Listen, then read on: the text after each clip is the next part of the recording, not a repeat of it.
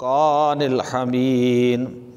الا ان اولیاء اللہ لا خوف علیہم ولا هم یحزنون صدق اللہ مولانا العظیم وبلغنا رسولہ النبی الکریم الامین ونحن على ذلك لمن الشاہدین والشاکرین والحمد للہ رب العالمین ان اللہ وملائکتہ یصلون علی النبی یا ایہا الذین آمنوا صلوا علیہ وسلموا تسلیما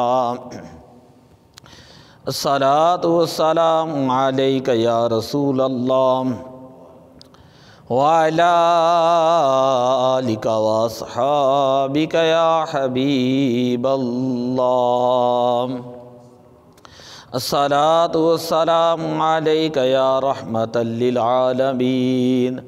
وعلی آلک واصحابک یا شفیع المذنبین۔ اللہ تعالیٰ کی حمد و ثنا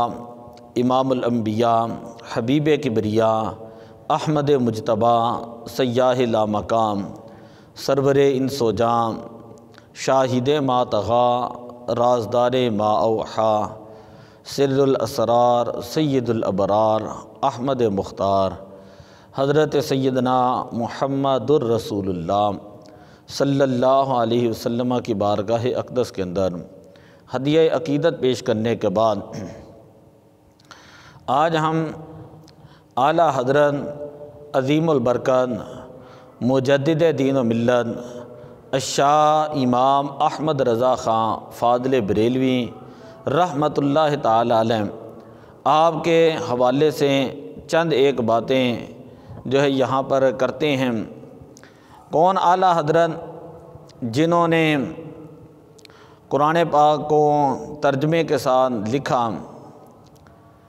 کہ بہت بڑے مترجم، بہت بڑے مفسر، بہت بڑے محدث کہ جنہیں پروانہ شمع رسالت کہا جاتا ہے، کشتہ عشق رسالت کہا جاتا ہے، وہ اعلیٰ حضرت عظیم البرکت عظیم المرتبہ مجدد دین و ملت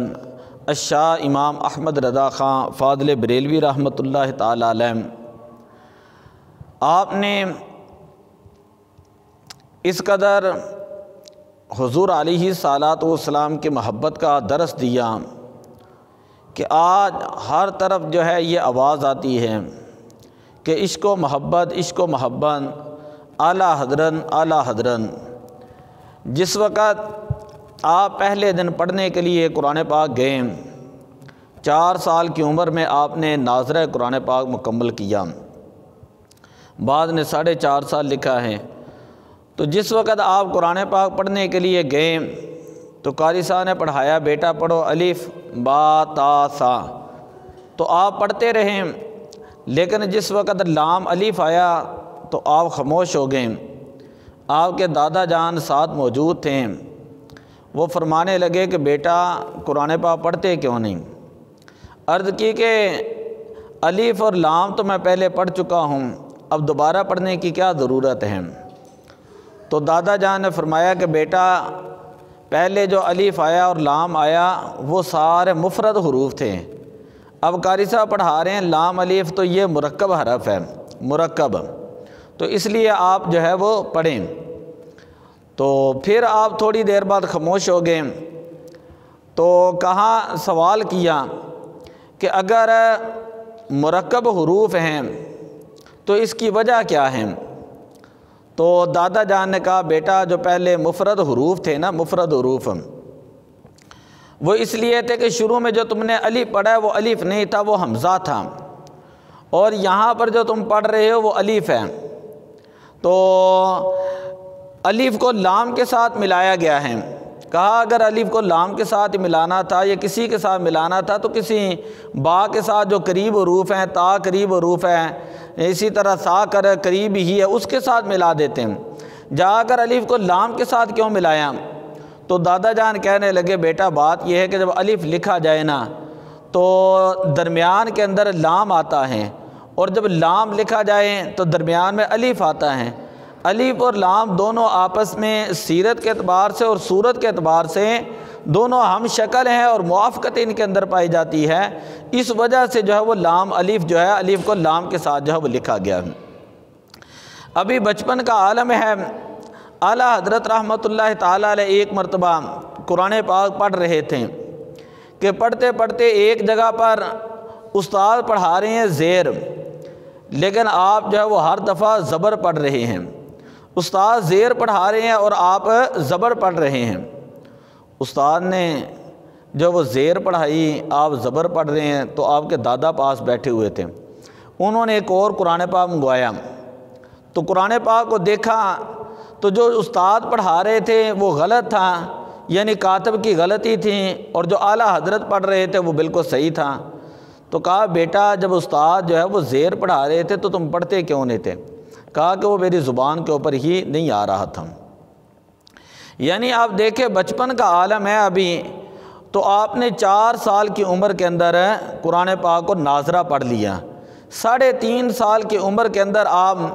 عربی زبان جو ہے وہ آپ بولنے لگ گئے، اور 6 سال کی عمر کے اندر آپ نے ایک بہت بڑے میلاد شریف کے اوپر میلاد النبی صلی اللہ علیہ وسلم کے موضوع پہ تقریر کی۔ 8 سال کی عمر میں اعلیٰ حضرت رحمۃ اللہ تعالیٰ علیہ آپ نے ہدایت النحو کی عربی شرح لکھی، اور 13 سال 10 ماہ اور 4 دن آپ کی عمر مبارک تھی، تو آپ نے اپنے والد گرامی سے درس نظامی کے جتنے علوم تھے وہ تمام کے تمام علوم پڑھ لیے، اور اسی دن آپ کی دستار ہوئی، اور ایک فتویٰ آپ کی بارگاہ میں پیش کیا گیا رضاعت کے مسئلے کے اوپر۔ آپ نے اس رضاعت کا مسئلہ جو پوچھا گیا اس کے اوپر ایک تفصیل کے ساتھ فتویٰ لکھا۔ جب آپ کے والد گرامی نے وہ فتویٰ دیکھا تو اسی دن آپ کو کہا کہ آج سے تم جو ہے فتویٰ لکھو کرو گے، فتوے کی مسند کے اوپر بٹھا دیا۔ اور پھر اعلیٰ حضرت رحمۃ اللہ تعالیٰ علیہ آپ نے ساری زندگی جو مسائل پوچھے گئے ان کے جوابات دیے، 6800 سے زیادہ سوالات آپ سے پوچھے گئے جن کے آپ نے جوابات دیے، اور جب آپ جواب دیتے تو پورا ایک رسالہ بن جاتا۔ آج ان رسالوں کو جمع کیا گیا ہے تو فتاویٰ رضویہ شریف بنا ہے، اور فتاویٰ رضویہ شریف کی 33 جلدیں بن چکی ہیں جن کے صفحات کی تعداد ہے 21,656۔ یعنی اعلیٰ حضرت رحمۃ اللہ تعالیٰ علیہ آپ کا صرف فتاویٰ رضویہ شریف دیکھا جائے تو انسان کی عقل جو وہ حیران ہو جاتی ہے کہ ایک اورنگزیب بادشاہ تھا جس نے اپنے دور میں جب بادشاہ مسجد بنائی تو اس نے کہا کہ کوئی فتاویٰ جو وہ تحریر کرنا چاہیے سنیوں کا۔ اس نے 1400 علماء ان کو اکٹھا کیا، ان کے کھانے کا اہتمام کیا، ان کی رہائشوں کا اہتمام کیا، اور 1400 علماء نے مل کر فتاویٰ عالمگیری لکھا۔ لیکن اعلیٰ حضرت رحمۃ اللہ تعالیٰ علیہ آپ نے تنہ تنہا فتاویٰ رضویہ شریف لکھا ہے، جسے جو فتوے دیے اس کو جمع کیا گیا تو اس کا نام رکھا گیا ہے فتاویٰ رضویہ۔ تو میں نے آپ کو بتایا کہ تقریباً 21,656 اس کے صفحات بنتے ہیں جو اعلیٰ حضرت رحمۃ اللہ تعالیٰ علیہ نے صرف فتوے دیے ہیں اور جن کو نقل کیا گیا ہے۔ تو اس وجہ سے ہم آپ کو اعلیٰ حضرت کہتے ہیں۔ کتابوں کے اندر علماء نے لکھا ہے کہ اپنے دور کے اندر، اپنے زمانے کے اندر جو علماء تھے ان تمام میں سے لوگ آپ کو اعلیٰ حضرت کہتے تھے، اور آپ کو ایک مقام، بلند مقام دیتے تھے۔ یعنی اس وقت کے علماء کے اندر آپ کا ایک اعلیٰ ترین مقام تھا، جس وجہ سے ہم بھی اور بعد کے علماء بھی آپ کو اعلیٰ حضرت کہتے ہیں۔ اور یہ لقب آپ کا اس قدر مشہور ہے کہ جب بھی اعلیٰ حضرت بولا جاتا ہے تو اس سے متبادر الی الفہم، یعنی فوراً ذہن کے اندر جو چیز آتی ہے وہ اعلیٰ حضرت امام احمد رضا خان فاضل بریلوی رحمۃ اللہ تعالیٰ علیہ کی ذات ذہن کے اندر آتی ہے۔ پھر آپ کو مجدد کہا جاتا ہے۔ مجدد کی تعریف یہ ہوتی ہے کہ ایک صدی جا رہی ہو، دوسری صدی آ رہی ہو تو پہلی صدی کے آخر میں اس کے علم کا شہرہ ہو اور اگلی صدی کے ابتداء کے اندر اس کا علمی شہرہ ہو۔ اس وجہ سے ہم اعلیٰ حضرت رحمۃ اللہ تعالیٰ علیہ کو فرماتے ہیں مجدد دین و ملت۔ علماء نے کتابوں کے اندر آپ کو لکھا ہے مجدد دین و ملت، کہ آپ دین اور ملت کی تجدید کرنے والے ہیں۔ اعلیٰ حضرت رحمۃ اللہ تعالیٰ علیہ یہ کوئی نئے مسلک کا نام نہیں، بلکہ آج کے گزرے دور کے اندر بھی آپ اگر کوئی مسجد رجسٹر کراتے ہیں یا کوئی مدرسہ رجسٹر کرواتے ہیں اور ان کے پاس جائیں نا، تو اگر آپ کہیں نا کہ میں سنی ہوں، یہ سنیوں کی مسجد ہے جی، یہ سنیوں کا مدرسہ میں نے رجسٹر کروانا ہے، تو دوسرے نمبر پر سوال یہ پوچھتے اگر سنی ہے تو بتائیں کہ دیوبندی ہیں سنی یا بریلوی سنی ہیں۔ تو جب وہاں پر لکھا جاتا ہے بریلوی تو پھر پتہ چل جاتا ہے کہ یہ اعلیٰ حضرت رحمۃ اللہ تعالیٰ علیہ کو ماننے والا ہے، ایک بات۔ دوسری بات یہ ہے کہ اعلیٰ حضرت رحمۃ اللہ تعالیٰ علیہ آپ کو کہا جاتا ہے کہ کشتہ عشق رسالت، کہ پروانہ شب رسالت کہا جاتا ہے۔ آپ رحمۃ اللہ تعالیٰ علیہ نے نبی اکرم صلی اللہ علیہ وسلم کے دین کو پڑھا اور اس انداز کے اندر پڑھا، بڑی میں پتے کی بات کرنے لگا ہوں، اس قدر گہرائی کے اندر پڑھا کہ جو حضور علیہ الصلاۃ والسلام کا دین مبارک تھا، صحابہ کرام کے اقوال تھے اور جو ان کے نظریات تھے، جو صحابہ کرام کے عقائد تھے، وہ اعلیٰ حضرت رحمۃ اللہ تعالیٰ علیہ نے ان کو جو ہے واضح طور پر نقل فرمایا۔ آپ کے دور کے اندر بڑے بڑے فرقے آئے، جس طرح اگر کوئی رافضیت آتی ہے، خارجیت ہے، ناصبیت ہے، کسی طرح کا بھی فرقہ آیا ہے جس نے نبی پاک صلی اللہ علیہ وسلم کی شان کے اندر گستاخی کی ہے، حضور علیہ السلام کے صحابہ کرام کے اوپر ذرا سی گستاخی کی ہے، یا اہل بیت پاک کی شان کے اوپر ذرا سی گستاخی کی ہے، تو اعلیٰ حضرت رحمۃ اللہ تعالیٰ علیہ نے اسی وقت اس کو جواب دیا ہے۔ آپ دیکھیں کہ اگر نبی پاک میں مثال دیتا ہوں ایک دو، نبی اکرم صلی اللہ علیہ وسلم کے زمانے کے نبی اکرم صلی اللہ علیہ وسلم کے حوالے سے بعض لوگوں نے کہا، میں نام نہیں لیتا ان کا، بعض لوگوں نے یہ کہا کہ جن کا نام احمد یا محمد ہے، معاذ اللہ مار کر وہ مٹی میں مل چکے ہیں۔ تو اعلیٰ حضرت رحمۃ اللہ تعالیٰ علیہ جب بھی حضور علیہ الصلاۃ والسلام کی طرف کوئی غلط بات منسوب کی جاتی یا آپ کی ذات کے حوالے سے کوئی غلط بات کی جاتی تو اعلیٰ حضرت رحمۃ اللہ تعالیٰ علیہ کی آنکھوں سے جو ہے وہ آنسو جاری ہو جاتے ہیں۔ بات سمجھ آئی؟ اعلیٰ حضرت رحمۃ اللہ تعالیٰ علیہ کی آنکھوں سے آنسو جاری ہو جاتے ہیں۔ آپ نے پھر ایک دیوان لکھا ہے جسے کہا جاتا ہے دیوان ہدایت بخشش، یعنی جو آپ نے نعتیں لکھی ہیں ان نعتوں کو جمع کیا گیا ہے، ایک مجموعہ بنایا گیا ہے، تو وہ بن گیا ہے ہدایت بخشش۔ تو ہدایت بخشش کے اندر آپ نے اسی وقت ان کو جواب دیا کہ جنہوں نے اپنا عقیدہ یہ بیان کی، کتابیں تو آپ نے پھر بعد میں لکھی، کتابیں تو آپ نے نبی پاک کی حیات کے اوپر لکھی، لیکن اسی وقت کہا کہ تو زندہ ہے واللہ، تو زندہ ہے واللہ میرے چشم عالم سے چھپ جانے والے۔ اگر کسی نے یہ کہا کہ جن کا نام محمد یا احمد ہیں وہ کسی چیز کے مالک اور مختار نہیں، تو اعلیٰ حضرت رحمۃ اللہ تعالیٰ علیہ فرماتے ہیں کہ واہ کیا جود و کرم ہے شہ بتہا تیرا، نہیں سنتا ہی نہیں مانگنے والا تیرا، میرے کریم سے گر قطرہ کسی نے مانگا دریا بہا دیے ہیں، دربے بہا دیے ہیں۔ اگر کسی نے یہ کہا کہ اعلیٰ حضرت رحمۃ اللہ تعالیٰ علیہ نے نبی پاک صلی اللہ علیہ وسلم کی تعریف اتنی کی ہے، ان کی شان کو حد سے بڑھا دیا ہے، تو اسی وقت امام اہل سنت مجدد دین و ملت الشاہ امام احمد رضا خان فاضل بریلوی رحمۃ اللہ تعالیٰ علیہ آپ نے نعت لکھی اور فرمایا سرور کہوں کہ مالکوں مولا کہوں تجھے، باغ خلیل کا گل زیبا کہوں تجھے، تیرے تو وصف عیب تناہی سے ہیں بری، حیران ہوں میرے شاہ میں کیا کیا کہوں تجھے۔ یعنی اگر کسی کے اوصاف کو بیان کرتے ہوئے ایک لمٹ آ جائے نا تو پھر ہم کہہ سکتے ہیں کہ یہ ایک حد ہے، لیکن فرماتے تیرے تو وصف، یہ حد مقرر کر دینا بھی ایک عیب ہے۔ تو اعلیٰ حضرت رحمۃ اللہ تعالیٰ علیہ فرماتے ہیں تیرے تو وصف عیب تناہی سے ہے بری، حیران ہوں میرے شاہ میں کیا کیا کہوں تجھے۔ اور ساری زندگی اعلیٰ حضرت رحمۃ اللہ تعالیٰ علیہ آپ کے پوری زندگی کا نچوڑ نکال کر دیکھیں تو آپ فرماتے ہیں کہ انہیں جانا انہیں مانا، نہ رکھا غیر سے کام، کہ للہ الحمد میں دنیا سے مسلمان گیا۔ آپ کے دور کے اندر چونکہ آپ نعتیں لکھتے تھے تو آپ کے دور کے اندر ایک ریاست ہے نان پارہ۔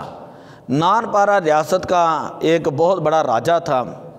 اس کے کرندے آئے اعلیٰ حضرت رحمۃ اللہ تعالیٰ علیہ کے پاس اور کہنے لگے کہ آپ اتنی نعت نبی پاک کی لکھتے ہیں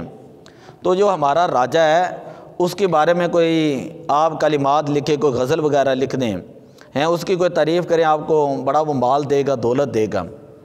تو اعلیٰ حضرت رحمۃ اللہ تعالیٰ علیہ آپ نے اسی وقت ایک نعت لکھی، وہ کمال حسن حضور ہیں کہ گمان نقص جہاں نہیں، یہی پھول خار سے دور ہے، یہی شمع ہے کہ دھواں نہیں۔ پھر آگے جا کر فرماتے ہیں کہ کروں تیرے نام پہ جہاں فدا، نہ بس ایک جہاں دو جہاں فدا، دو جہاں سے بھی نہیں جی بھرا، کروں کیا کروڑوں جہاں نہیں۔ پھر اس نان پارہ کے حوالے سے اس کلام کے اندر آخر میں شعر لکھا، فرمایا کروں مدح اہل دول رضا، پڑے اس بلا میں میری بلا، میں گدا ہوں اپنے کریم کا، میرا دین پارہ نا نہیں۔ پارہ کا مطلب ہوتا ہے ٹکڑا، نان کہتے ہیں روٹی کو۔ آپ فرماتے ہیں کہ کروں مدح اہل دول رضا، کہ رضا جو ہے جو ہر وقت نبی پاک کی نعت کہتا ہے اور حضور کی محبت کے اندر رہتا ہے، کہ کروں مدح اہل دول رضا۔ اب یہ دنیا داروں کی چاپلوسیاں کرے، دنیا داروں کی تعریفیں کرے، کروں مدح اہل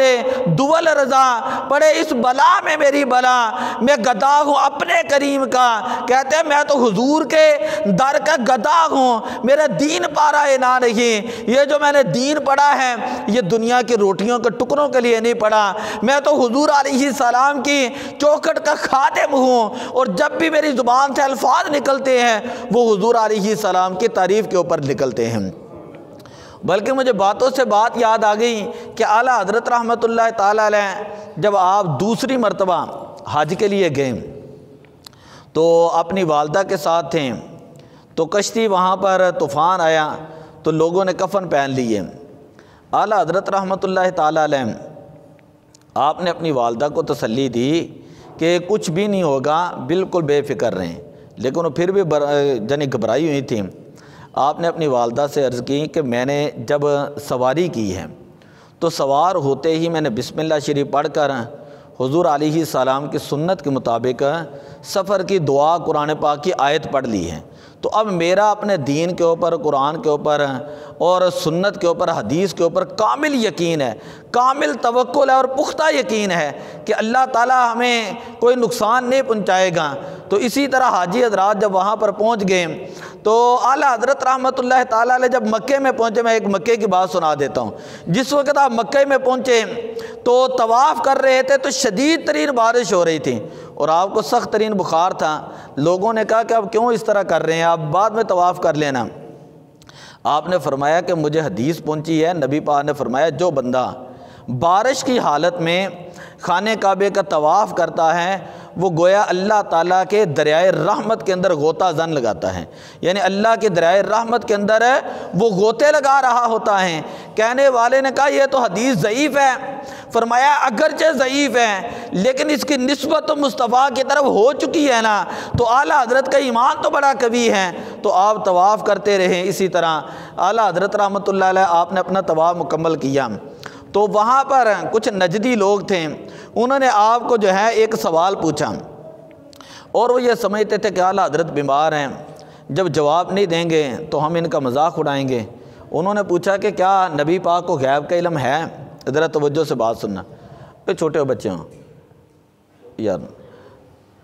حضور علیہ الصلوۃ والسلام کے علم غیب کے بارے میں سوال پوچھا گیا تو آپ نے اسی وقت جو ہے قلم اٹھایا اور بغیر مطالعے کے آپ نے بغیر مطالعے کے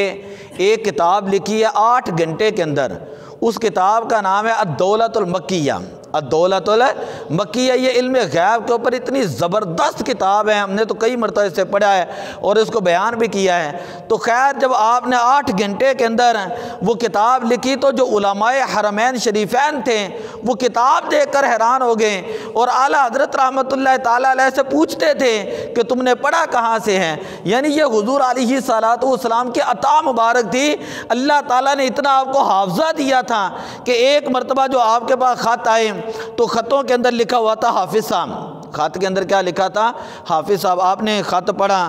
تو آپ نے کہا یہ تو بڑی عجیب بات ہے کہ میں حافظ ہوں نہیں لیکن لوگ مجھے حافظ لکھتے ہیں، تو کہیں ایسا نہ ہو کہ قیامت والے دن میں اللہ کی بارگاہ میں جاؤں اور اللہ تعالیٰ جو ہے مجھ سے یہ پوچھے کہ تم ایسی تعریف کیوں پسند کرتے تھے، ایسے لقب کیوں پسند کرتے تھے جو تمہارے اندر موجود نہیں تھے۔ آپ نے رمضان شریف کا مہینہ تھا، ابھی آنے لگا، نیت کر لی، اپنے ساتھی سے کہا کہ تم نے ہر روز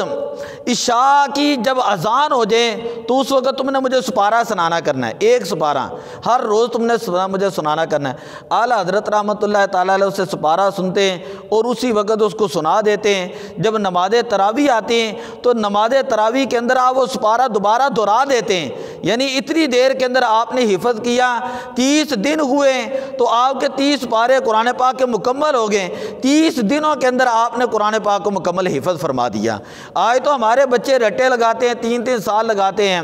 اور لگانے کے بعد پھر ان کو مندلیں نہیں آتی، پھر وہ بھول جاتے ہیں۔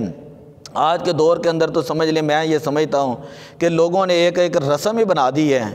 کہ جی میرا بچہ حافظ ہوگا، میں پورے خاندان میں یہ کہوں گا کہ یہ حافظ ہیں، یہ رشتے اچھے آئیں گے، سکولوں کے نمبر اس کو مل جائیں گے۔ حالانکہ نہیں، قرآن پڑھیں اللہ کی رضا کی خاطر، اور جس کو پڑھایا جا رہا ہے پھر اس کو فورس کریں کہ یار تجھے قرآن پاک یاد کرایا ہے، تو قرآن پاک کو حفظ کیا ہے تو اس کو زبانی یاد بھی رکھیں۔ یہ نہیں ہے کہ اب لوگ تجھے حافظ صاحب کہتے ہیں تو تو قرآن ہی جو ہے بلا دیں، یہ بڑی سخت وعیدیں ہیں اس بارے میں۔ خیر میں بات کر رہا تھا اعلیٰ حضرت رحمۃ اللہ تعالیٰ علیہ کے دوسری مرتبہ جب آپ حج کرنے کے لیے گئے تو آپ مدینہ شریف میں جس وقت گئے تو آپ فرماتے ہیں کہ میرے دل کے اندر ایک شوق پیدا ہوا کہ میں نے نبی پاک صلی اللہ علیہ وسلم کی زیارت کرنی ہے۔ تو معاجہ شریف کے سامنے تہجد کے وقت کھڑے ہو گئے اور حضور علیہ الصلوۃ والسلام کی زیارت کی امید سے کھڑے ہوئے کہ وہاں سے دیدار نصیب ہوگا۔ تو پہلے دن آپ کو دیدار نصیب نہ ہوا، آپ نے پھر ایک نعت شریف لکھی ہے، حدیقہ بخشش کے اندر نعت شریف ہے۔ آپ نے نعت شریف لکھی کہ وہ سوئے لالہ زار پھرتے ہیں، تیرے دن اے بہار پھرتے ہیں۔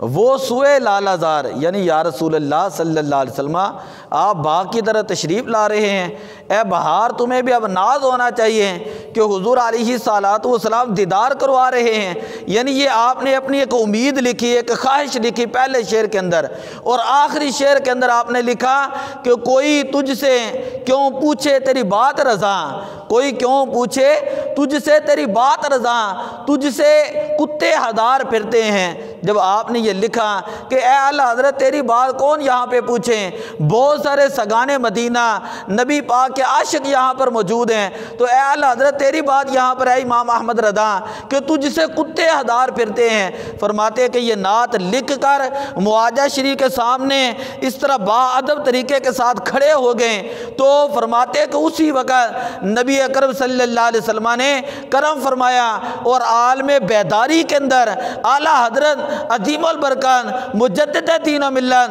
الشاہ امام احمد رضا خان فاضل بریلوی رحمۃ اللہ تعالی علیہ، آپ نے عالم بیداری کے اندر سر کی آنکھوں سے حضور علیہ الصلوۃ والسلام کا دیدار فرمایا۔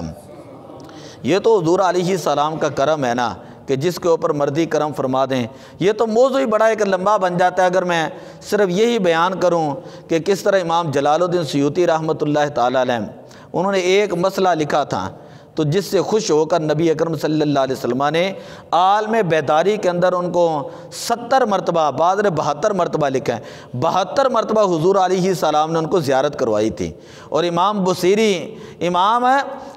رحمۃ اللہ علیہ جن کا ہم قصیدہ شریف پڑھتے ہیں، مولا یہ صلی وسلم دائماً آبادہ، بیمار ہو گئے، فالج کا مرض ہو گیا ہیں، تو ایک مرتبہ کوئی بندہ آیا آپ سے کہنے لگا ساری عمر جو ہے تم نے بادشاہوں کی تعریف کی ہے، راجوں مہاراجوں کی تعریف کی ہے، دنیا داروں کی تعریف کی ہے، نبی پاک کی بھی کوئی تعریف کرتے، کہتے میرے دل میں بڑی بات آئی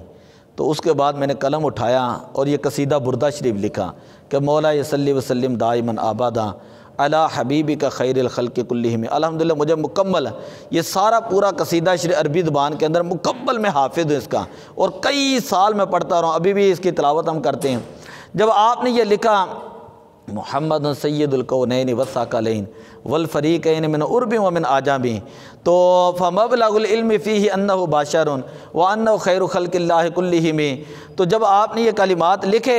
تو حضور علیہ الصلوۃ والسلام نے کرم فرمایا، حضور علیہ الصلوۃ والسلام کی خواب کے اندر زیارت ہوئی۔ جب نبی پاک صلی اللہ علیہ وسلم تشریف ذرا توجہ سے سننا، بڑی عشق والی بات ہے، بڑی محبت والی۔ جب حضور علیہ الصلوۃ والسلام واپس جانے لگے تو عرض کی یا رسول اللہ صلی اللہ علیہ وسلم، لوگوں کو میں نے بتایا تو لوگ تو میرا مذاق اڑائیں گے، ماننے کے نہیں کہ تجھے نبی پاک کی زیارت ہوئی۔ تو حضور علیہ الصلوۃ والسلام نے جاتے ہوئے اپنی چادر مبارک، اپنی کملی مبارک، اپنی بردہ مبارک عطا فرمائی۔ تو حضرت امام بصیری رحمۃ اللہ تعالیٰ علیہ جب آپ خواب سے بیدار ہوتے ہیں تو چادر مبارک پاس موجود تھی، اور پھر آپ جب لوگوں کو بتاتے تھے تو فرماتے تھے یہ میں نے قصیدہ لکھا ہے، یہ میں نے حضور کی نعت شریف لکھی ہے، یہ میں نے حضور کی تعریف کی ہے، اور حضور علیہ السلام کی بارگاہ میں با ادب میں نے حاضری پیش کی ہے۔ تو میں یہاں تھا، سرکار نے کرم فرمایا اور مجھے تحفے کے طور پر یہ چادر عطا فرمائی۔ چادر کو عربی میں بردہ کہا جاتا ہے۔ آج لاکھوں طلباء ہیں، کروڑوں پاکستان کے اندر طلباء ہیں جو مدارس کے اندر پڑھتے ہیں، طالبات مدارس کے اندر پڑھتی ہیں۔ جب سبق شروع ہوتے ہیں، اسمبلیاں ہوتی ہیں، سکولوں کالجوں کے الگ رول ہیں، لیکن جب مدارس کے اندر ابتدا ہوتی ہے تو سب سے پہلے جاتے ہی طلباء یہ دو شعر پڑھتے ہیں، مولا صلی وسلم دائما ابدا علی حبیبی کا خیر الخلق کلہم۔ مجھے بات یاد آ گئی کہ جب آپ نے یہ قصیدہ لکھ رہے تھے تو آپ ایک شعر کے اوپر جا کر اڑ گئے، فمبلغ العلم فیہ انہ بشر، کہ علم کی انتہا یہ ہے کہ نبی پاک صلی اللہ علیہ وسلم